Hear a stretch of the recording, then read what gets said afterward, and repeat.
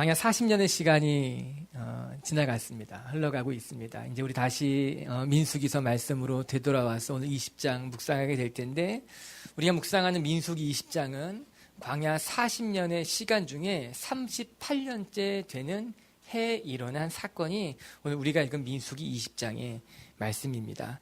출애굽을 하고 광야에서 적지 않은 시간이 흘러간 거죠. 38년이라 함은 한 세대가 흘러간 시간입니다. 많은 시간이 지나갔고 많은 일들을 겪었으며 그럴수록 그들이 가야 할 약속의 땅에 더 많이 근접했다고 하는 사실인 거죠. 그들이 많은 일을 겪었던 것만큼 그들이 아마 영적으로 성숙하지 않았을까 그리 생각하게 됩니다. 이스라엘 백성은 불기둥과 구름기둥을 경험했습니다. 뿐만 아니라 하늘에서 내려주는 만나와 메추라기를 먹으며 광야 40년을 지내온 것 아니겠습니까? 때로는 불평과 원망 때문에 넘어지기도 하고 반역하기도 하고 그래서 하나님 앞에 크게 꾸지람을 듣기도 했어요. 넘어져 봤기 때문에 저는 가만히 생각해보면 이제 이스라엘 백성이 약속의 땅에 들어갈 만큼 성숙했겠구나, 성장했겠구나, 충분히 그럴 만한 시간이 흘러갔다라고 하는 것이죠. 그러나 오늘 20장의 말씀을 묵상하면 우리는 다시 한번 이스라엘 백성에 대해서 실망하지 않을 수가 없습니다. 우리 2절과 3절의 말씀을 같이 한번 읽어볼게요. 2절 3절입니다. 시작. 회중이 물이 없으므로 모세와 아론에게로 모여드니라. 우리 형제 여호와 앞에서 죽을 때에 이스라엘이 다시 물이 없기로 모세와 아론 앞에 원망하기 시작했다. 성경 그렇게 고백합니다. 물이 없기에 또다시 원망하기 시작합니다. 여러분, 광야는 원래 물이 없는 곳입니다. 원래 물이 부족한 곳입니다. 이제 38년 동안 광야 생을 했다면 그 정도는 알아야 되는 것 아니겠습니까? 그런데 그들은 여전히 물이 없으면 불평하고 모세에게 원망하기를 반복했다라고 하는 거예요. 이런 무엇인가 부족하면 그 부족함을 견디지 못하는 사람들이 있습니다. 뭔가 모자라면 견디지 못하는, 항상 넉넉해야만, 항상 무엇인가 더 있어야지만 마음이 편안한 사람들이 있습니다. 그래야 된다고 생각하는 사람들이에요. 전 이스라엘 사람들을 보면요, 어린아이와 같다는 이미지를 지울 수가 없습니다. 이스라엘 백성은 어린아이와 같아요. 그들은 물이 없으면 바로 불평하기 시작했습니다. 양식이 부족하면요, 광야로 나온 것에 대해서 후회하기 시작하게 됩니다. 우리가 차라리 애굽에 있었다면 비록 종이고 노예지만 먹을 것은 넉넉했을 것인데, 고기도 부추도 여기저기 먹을 것이 있었는데 여기 나와서 우리가 굶어 죽는다라고 물이 없으면 불평했고 양식이 없으면 후회하기 시작했다라고 하는 것입니다. 여러분, 그들이 불기둥과 구름기둥을 따라 38년 동안이나 광야에서 행군했다면, 여러분, 광야는 물이 부족한 곳이라는 것을 충분히 알 수 있었어요. 누구보다 더 잘 알았다라고 하는 겁니다. 그런데 그럼에도 불구하고 물이 부족할 때마다 불평하고 원망했다고 하는 것, 한편으로는 이해가 가지만 한편으로는 도저히 이해가지 않기도 하는 상황 아니겠습니까? 여러분, 삶이 늘 좋을 것이라고 이야기하는 예언자는 거짓 선지자입니다. 삶이 늘 풍성할 것이라고 말한다면 그 사람은 문제 있는 사람임에 맞다라고 하는 거예요. 광야와 같은 길을 걸어가는 우리 삶에는요, 물이 부족할 때도 있기 마련입니다. 때로는 양식이 없어서 굶주려야 할 때도 있을 수 있다라고 하는 거예요. 그런데 그때마다 불평하고 그때마다 원망하고 그때마다 하나님의 백성이 된 것을 후회한다면 어찌 어린아이가 아니라고 말할 수 있겠습니까? 그런데 가만히 돌아보면 우리들의 모습이 그렇다고 하는 거죠. 뭔가 조금만 부족하면, 무엇인가 조금만 모자라면 바로 우리 마음속에 불평과 원망이 있는 것은 아닌가. 여러분, 이제 그들이 38년이라는 시간 동안 광야 생활을 했고 참으로 많은 이들을 겪었다면요, 이스라엘 백성 이제 성숙해질만 합니다. 이제 불평하지 않고 어려운 일을 만나면 기도해야 되는 것 아니겠습니까? 이제 물이 없고 양식이 부족한다면 하나님의 음성이 무엇인지 하나님 앞에 귀를 기울여야 할 때도 되었다라고 하는 것이지요. 그런데 이스라엘 백성은 전혀 성장하지 못한 것 같습니다. 무려 38년이나 지났음에도 불구하고 우리가 모두 연약한 존재이기 때문에 우리는 날마다 성장해가고 성숙해 가야 된다는 겁니다. 그렇지 않으면 우리는 여전히 못난, 부족한, 보잘것없는 모습으로 그냥 그 자리에 멈춰설 수밖에 없는 것 아니겠습니까? 저는 저와 여러분이 모세를 묵상하면서 모세처럼 넘어지고 실수하는 사람이 아니라 그의 실수를 타산지석 삼아 성장하고 성숙할 수 있는 하나님의 백성들이 되기를 주님의 이름으로 축복합니다. 여러분, 기억해야 될 것은요, 모세가 교만해졌다라고 하는 겁니다. 첫 번째, 모세가 참 이상하게 한순간에 교만해졌다라고 하는 거예요. 그는 늘 겸손하게 자기에게 맡겨진 일을 잘 감당했는데 웬일인지 이번에는 교만해졌어요. 그것 때문에 넘어졌어요. 10절과 11절 같이 한번 볼게요. 10절 11절입니다. 시작. 모세와 아론이 회중을 그 반석 앞에 모으고 모세가 그들에게 이르되 반역한 너희여 들으라. 이 반석에서 물을 내라 하고 모세가 그의 손을 들어 그의 지팡이로 반석을 2번 치니 물이 많이 솟아나오므로 회중과 그들의 짐승이 마시니라. 불평하는 이스라엘을 보고 모세가 소리를 칩니다. 우리가 너희를 위하여 이 반석에서 물을 내겠다. 그리고 반석을 힘차게 2번 내리쳤다라고 하는 거예요. 여기서 주목해야 될 대목은요, 우리가 물을 내겠다라고 하는 겁니다. 내가 물을 내겠다라고 하는 거예요. 앞서 우리가 읽은 성경에서는요, 하나님께서 물이 없어 원망하는 이스라엘 백성을 위해 반석을 치면 내가 물을 내겠다라고 모세에게 명령하셨던 겁니다. 그래서 모세가 반석을 쳐서 물이 쏟아져 나오는 사건이에요. 여러분, 오늘 이 기적은 하나님이 행하신, 하나님이 베풀어 주신 하나님의 기적이었다라고 하는 거예요. 그런데 하나님께서 이전과 동일하게 이스라엘 백성에게 물을 공급해 주셨음에도 불구하고 모세는 그렇게 말하지 않습니다. 우리가 너희를 위하여 반석을 치고 물을 내겠다라고 이야기하고 있는 거지요. 여러분, 모세의 지금까지 삶과하고 비교해보면요, 전혀 이해가 되지 않는 대목이에요. 여러분, 모세는 온유한 사람이었습니다. 이스라엘 백성이 반역할 때에도 아론과 미리암이 모세를 거역할 때도 그는 차분하게 대응했던 사람이 모세입니다. 그가 그렇게 하나님 앞에 엎드렸고 기도했고 차분히 대응했기 때문에 하나님은 그를 가르쳐서 온유함이 이 땅의 모든 사람보다 승한 사람이다. 모세는 훌륭한 사람이다라고 모세의 편을 들어준 것 아닙니까?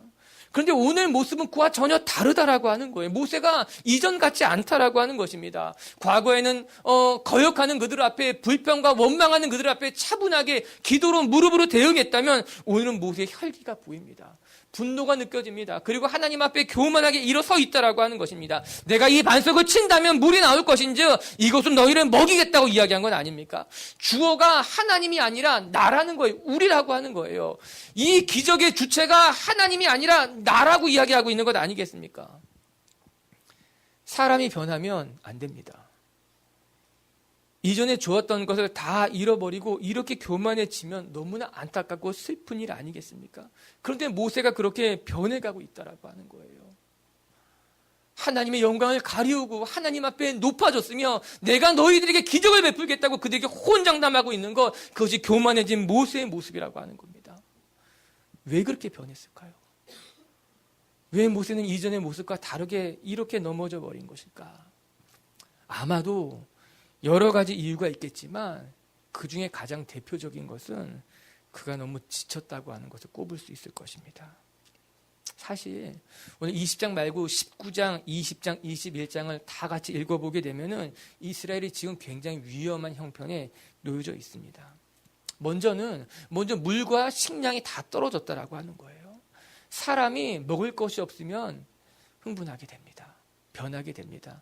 위험한 거죠. 어려움이 찾아오는 것이죠. 게다가 이스라엘에 있어서 굉장히 중요한 지도자였던 사람 중 한 명, 미리암이 죽게 되는 사건이 일어납니다. 1절을 같이 한번 읽어볼게요. 1절입니다. 오늘 본문 시작. 첫째 달에 이스라엘 자손 곧 백성이 가데스에 이르더니 미리암이 거기서 죽음에 거기서 장사되니라. 오늘 사건의 공간적 배경은 신광야 가데스라고 합니다. 그것까지 이르렀는데 그곳에서 미리암이 죽게 됐고 모세는 미리암의 장례를 잘 치러주고 난 다음에 일어난 사건이라고 하는 거예요. 여러분, 미리암은 이스라엘의 지도자 중에 중요한 위치를 차지하고 있었습니다. 특별히 미리암이 여자라는 것을 생각해 본다면 여자로서 굉장히 중요한 역할을 했을 것이 분명합니다. 뿐만 아니라 여러분, 미리암은 모세의 가장 가까운 친척 중에 한 명이었어요. 모세가 태어났을 때 갈대 상자에 담겨서 나일강에 버려지는 것 아닙니까? 그 곁을 지키고 있었던 사람이 미리암입니다.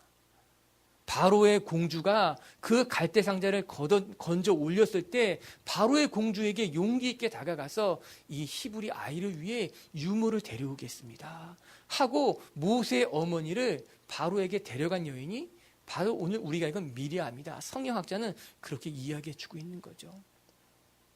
그렇게 미리암은 모세가 태어날 때부터 쭉 모세 곁에서 모세를 지켜줬던 여인이었다라고 하는 겁니다. 모세에게 있어서는 큰 위로가 되고 힘이 되는 가장 가까운 사람 중에 한 명인 거죠. 출애굽기를 읽어보게 되면요, 15장에 홍해를 가르고 난 다음에 미리암의 찬송이 한 장에 걸쳐 등장하게 됩니다.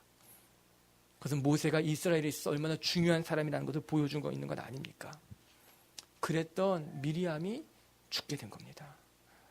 누이의 죽음을 경험하고 나서 모세는 더 약해졌을 것이 분명합니다. 그리고 이스라엘 백성의 끊임없는 불평과 원망 속에 모세가 지칠 대로 지쳐버린 거죠. 스스로 컨트롤할 수 없었던 겁니다. 그리고 오늘 본문처럼 너무나 큰 실수를 범하게 된 거죠. 안타까운 것은 그 실수가 교만함으로 터져 나왔다라고 하는 거예요. 사랑하는 성도 여러분, 교만은 무서운 병입니다.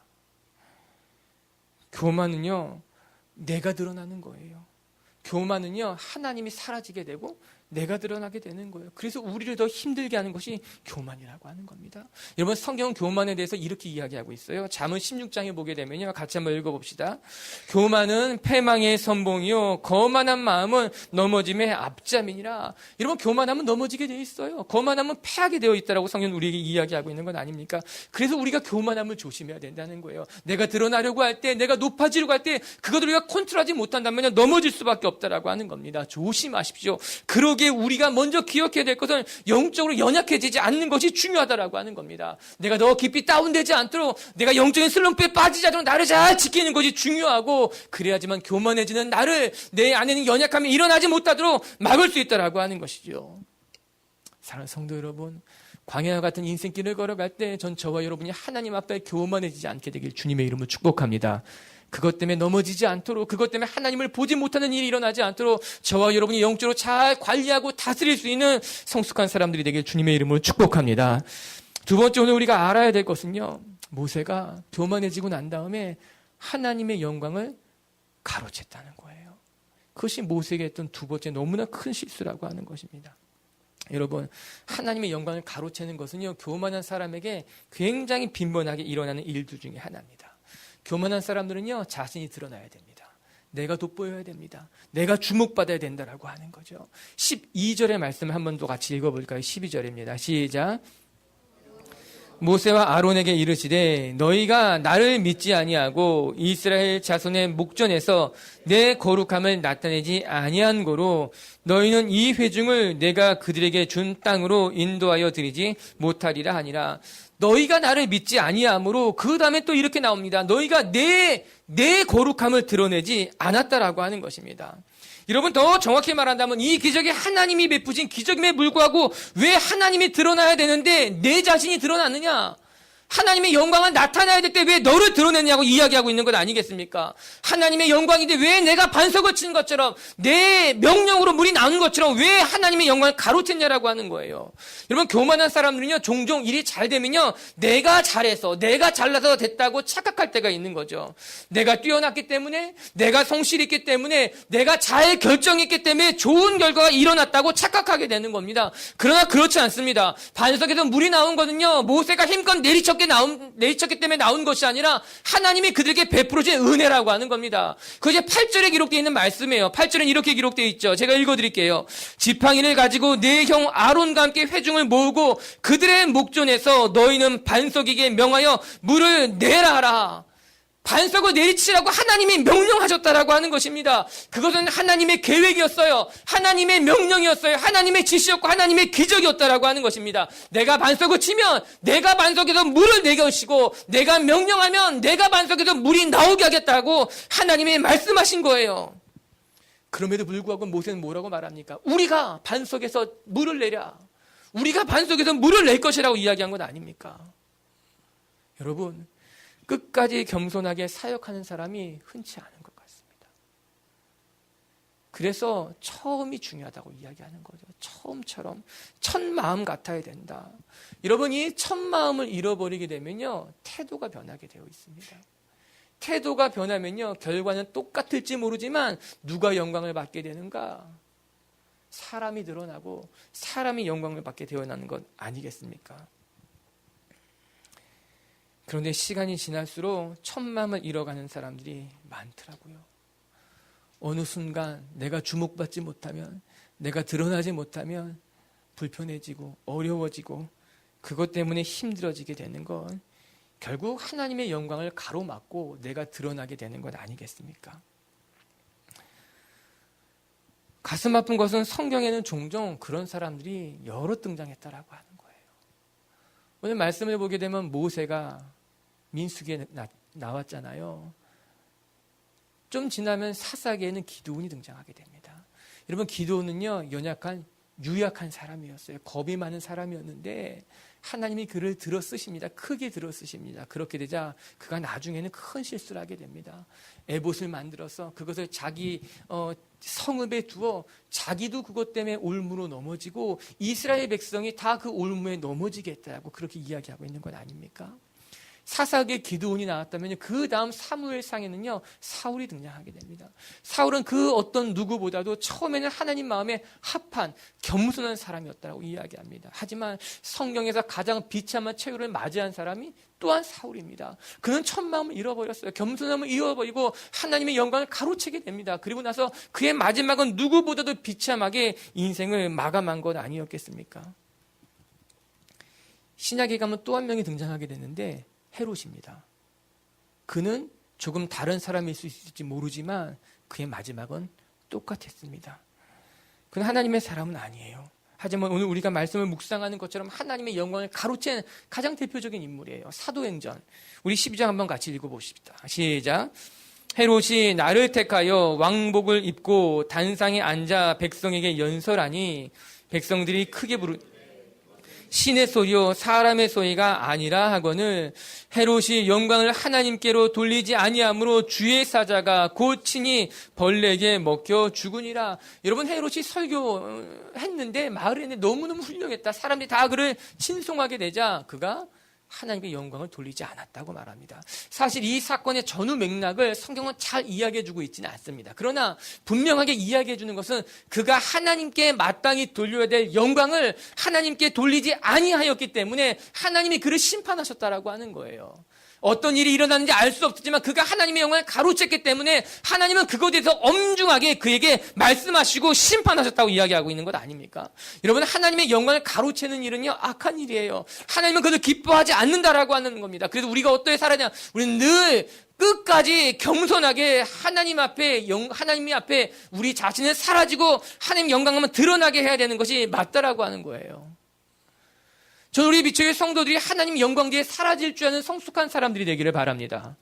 저는 생각해 보면요, 하나님, 모세가 반석을 내려칠 때 물이 나지 않았으면 좋았을 텐데, 모세가 반석을 내려칠 때 물이 안 났다면 그렇게 실수하지 않았을 텐데 왜 모세가 반석을 내려칠 때 물을 나게 하셨습니까?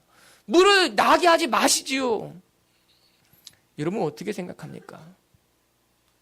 그런데 그 속에는 하나님의 정말 깊은 마음이 담겨져 있는 것을 배우게 됩니다.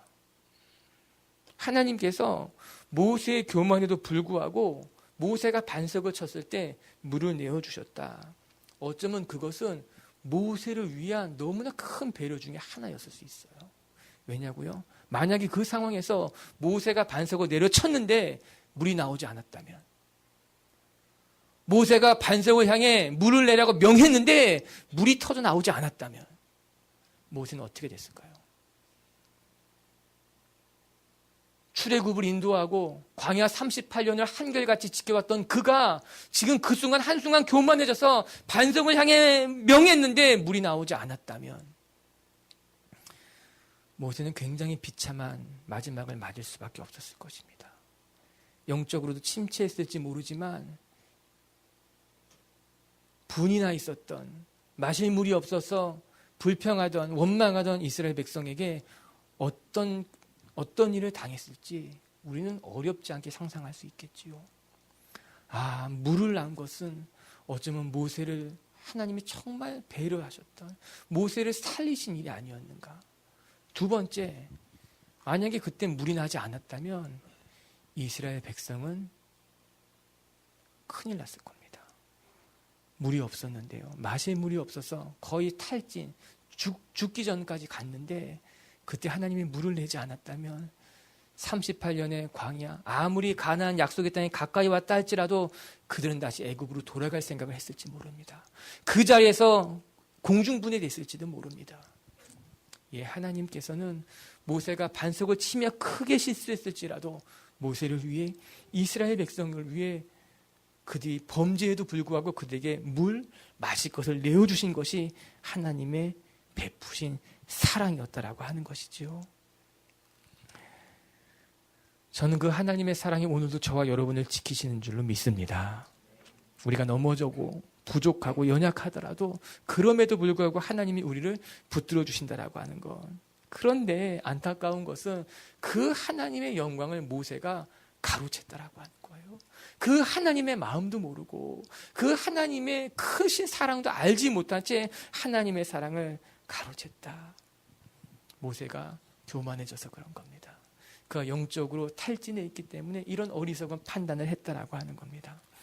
우리 사랑하는 미치게 성도 여러분, 우리 저와 여러분, 우리 인생을 살아가면서 언제나 하나님의 영광 뒤에 우리는 조용히 사라질 줄 아는 그런 성숙한 주의 백성들이 되길 주님의 이름으로 축복합니다. 끝으로 한 가지만 더 묵상할 것이 있습니다. 그것은 모세가 약속의 땅에 들어가지 못한 것이 그의 가장 큰 축복 중에 하나라고 하는 사실입니다. 모세에게도 이스라엘 백성에게도 모세가 약속의 땅에 들어가지 못한 것이 축복이었다라고 하는 거예요. 만약에 모세가 이런 교만함을 가지고 약속의 땅에 들어갔다면 그는 걷잡을 수 없을 정도로 우리가 상상 그 이상으로 빗나갔을 것이 분명합니다. 모세는 출애굽을 인도한 사람이었어요. 광야 40년 동안 무려 200만이라고 하는 대군을 이끌고 광야 40년의 여정을 무사히 마친 사람이 모세예요. 게다가 이제 가나안 땅 정복까지 모세의 손끝에서 일어났다면, 그래서 가나안 땅에 정복했다면, 오늘 말씀을 통해 조심스럽게 유추해 본다면 모세는 지금보다 더 교만해졌을 것이며 더 어긋났을 것이며 하나님의 영광을 더 많이 가로채지 않았을까요? 사랑하는 성도 여러분, 우리가 아는 것처럼 모세의 마지막은 참 아름답게 마무리됩니다. 모세는 이스라엘 사람들의 존경 속에 장례를 치르게 되고 하나님이 그의 삶을 끝까지 붙들어줬다고 성경은 우리에게 이야기해주고 있습니다.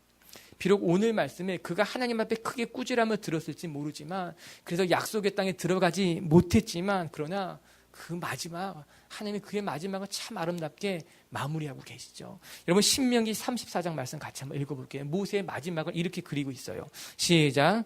모세가 죽을 때 나이 120세였으나 그의 눈이 흐리지 아니하였고 기력이 쇠하지 아니하였더라.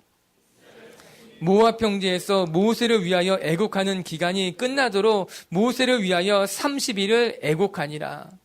여러분, 이 모세의 마지막은요, 이스라엘 백성이 모세를 위해 눈물을 흘리며 장사를 치러주고 있는 30일 동안 금식하며 애곡하며 모세를 그렇게 마지막을 보내주고 있다는, 얼마나 멋진 마무리입니까? 게다가 그가 마지막까지 하나님은 그의 눈이 흐리지 않고 그의 머리가 맑도록 그의 기력이 쇠하지 않도록 그를 지켜주셨다라고 하는 거예요. 하나님이 모세를 정말 끝까지 지켜주셨고, 모세가 그의 삶을 어떻게 마침표를 찍는지 하나님이 다 돌보셨던 건 아니었겠습니까? 어디 그뿐인 줄 아십니까? 신약에 와서 보게 되면요, 예수님이 변화산에서 변화했을 때 예수님이 누구와 이야기하고 있는가? 모세와 엘리야하고 이야기하고 있었던 겁니다. 여러분, 오늘 민수기를 보게 되면요, 모세가 크게 범죄하는 것으로 말미암아 약속의 땅에 들어가지 못했다, 우린 그것만 보지만요, 아니에요. 모세의 마지막은요, 아름답게 끝마쳐졌으면요, 신약에 와서 보니까요, 예수님이 구약에 모세와 함께 대화하고 있는 거 보면요, 그는 하나님 손에 이끌려 하나님 보좌 옆에 가 있는 거죠. 하나님의 그의 삶을 인정해주고 칭찬해주고, 그래서 이스라엘에 있어서 하나님의 역사에 있어서 모세는 빼놓을 수 없는 위대한 인물 중에 하나가 된 건 아니었겠습니까? 비록 오늘 말씀에 모세가 꾸지람을 듣고 다시 그가 약속의 땅에 들어가지 못했다 할지라도 하나님이 그의 삶을 축복해주고 계신 것이죠. 여러분, 우리의 인생을 살다 보면요, 때로 하나님이 우리의 길을 막으실 때가 있습니다. 나는 더 나아갈 수 있는데, 나에겐 아직 힘이 있는데 더 뻗어나갈 수 있음에도 불구하고 하나님이 우리를 딱 막으실 때가 있어. 멈추게 할 때가 있다라고 하는 겁니다. 하나님, 저 더 뛸 수 있어요. 더 감당할 수 있어요. 더 앞으로 나갈 수 있어요. 그럼에도 불구하고 아니야, 여기까지야. 여기서 멈춰야 돼. 하나님이 말씀하실 때가 있다라고 하는 겁니다. 왠지 아십니까? 그때 멈추는 것이 우리에게 축복이기 때문입니다. 만약에 거기서 더 나가게 되면 오히려 마지막이 우리의 삶이 더 추할 수 있기 때문에, 아름답지 못할 수 있기 때문에 하나님이 때로는 우리를 막으시는 거예요. 여기까지라고 말씀하신다라고 하는 거죠. 전 지금도 가끔 기도해, 하나님, 제가 더 나가려고 한다면 하나님 막아주십시오.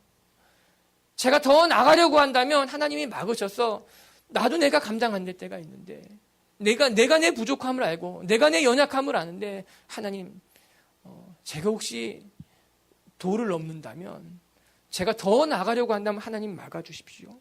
여러분 기억하시기 바랍니다. 하나님이 막으신다는 것은 여러분의 인생을 기억하고 축복하신다는 거예요. 이유 없이 내 인생에 막힌다고 하는 것은 하나님이 지금 내 곁에서 나에게 말씀하고 계신다라고 하는 사실인 거죠. 왜? 그것을 통해 우리 인생의 마침표가 아름답게 찍힐 수 있도록, 하나님이 내 삶을 아름답게 매듭짓게 하기 위해서 때로는 우리를 막으시기도 하고 멈추게도 하시며, 그렇게 우리를 하나님의 뜻에 따라, 하나님의 때에 따라 인도하고 계신다라고 하는 사실입니다. 저는 오늘도 그 하나님을 우리가 경험하고 그 하나님 안에서 만족하고 기뻐할 수 있는 저와 여러분들이 되기를 주님의 이름으로 축복합니다.